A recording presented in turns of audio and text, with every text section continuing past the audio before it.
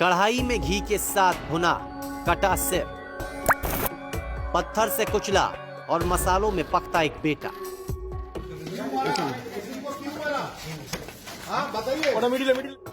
बंगाल की इस बेदर्द कहानी को आप समझें उससे पहले कहानी के मेन किरदारों से मिलिए। मां गीता महेंसरिया, छोटा बेटा विदुर, पिता अनिल महेंसरिया और जिसे घी में भूना गया अर्जुन महेंसरिया।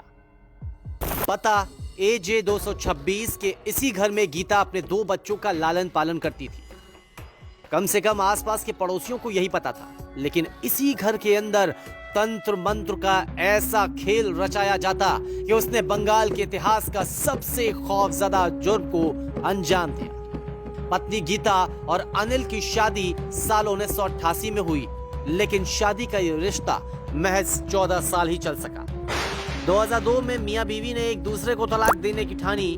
पत्नी गीता का आरोप था कि अनिल उसे बार बार जान से मारने की धमकी देता, तो वही अनिल का तर्क था कि वो गीता के तंत्र मंत्र वाले पूजा पाठ से तंग आ चुका था और इसलिए उसने तलाक के लिए हामी भरी। लेकिन 18 साल पहले तंत्र मंत्र की इसी कहानी से किसी ने कोई सबक नहीं लिया। 2006 में परिवार में एक बार फिर से सुलह हुई और वो अब बच्चों के लिए ही सही एक साथ रहने को मजबूर हो गए। लेकिन 2019 आते आते पति पत्नी में एक बार फिर से अनबन हुई और इस बार अनिल घर छोड़कर पास ही एक अलग फ्लैट में रहने लगा।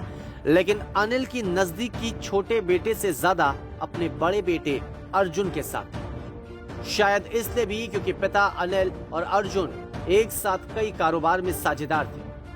लेकिन जहां पिता के साथ अर्जुन की नजदीकी बढ़ रही थी, तो वहीं मां गीता को बाप से पल पल बढ़ती ये नजदीकियां खलने लगी और एक बार फिर गीता तंत्र मंत्र के गंदे दलदल में फंसती चली गई। जहां गीता का रुझान तंत्र साधना की तरफ बढ़ रहा था कि कुछ दिन पहले इसी घर की छत से एक नरकंकाल मिला, जो परिवार और पुलिस के लिए बड़ी चुनौती साबित हुआ। पुलिस को सबसे पहले यह पता लगाना था कि यह नरकंकाल आखिर है किसका और इसके पीछे कोई खतरनाक साजिश की गई है। जहां एक तरफ घर की छत से ये नरकंकाल मिला, तो वहीं परिवार का बड़ा बेटा कई दिनों से लापता था। ऑफिस में बड़े बेटे का ना दिखना और घर पर किसी भी तरीके से 25 साल के बेटे से संपर्क न होने पाने की वजह से अनिल को किसी बड़ी साजिश की बू आने लगी। अनिल ने तुरंत पुलिस में बेटे की गुमशुदगी की रिपोर्ट दर्ज कराई। तब कहीं जाकर मामला सामने आया कि कहीं ना कहीं इस साजिश में गीता का हाथ है। उधर वारदात की खबर पुलिस के कानों तक न पहुंचे, गीता अपने छोटे बेटे के साथ रांची भाग गई। 29 अक्टूबर को AJ 226 के इसी बंगले में ताला लगाकर मां बेटा रांची फरार हो गए। लेकिन जुर्म छुपाए नहीं छुपता और आखिरकार पुलिस के सामने गीता के सारे कारनामों का सच आ गया। पकड़े जाने के बाद पुलिस को दिए गए बयान में गीता ने खुद बताया कि उसने अपने बड़े बेटे के शव को घी, मसालों और कपूर के साथ बड़ी सी कढ़ाई में भूना ताकि उससे आने वाली दुर्गंध से बचा जा सके और आसपास के लोगों को इसकी भनक न लग सके। हड्डियों को मां बेटे ने बड़े ही चतुराई से घर की छत पर छिपा दिया।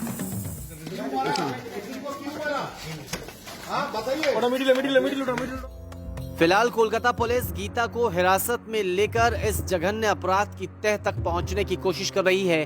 तंत्र मंत्र के इस खेल में जिस किसी ने अपना हाथ डाला, उसी के हाथ गुनाह कर बैठे।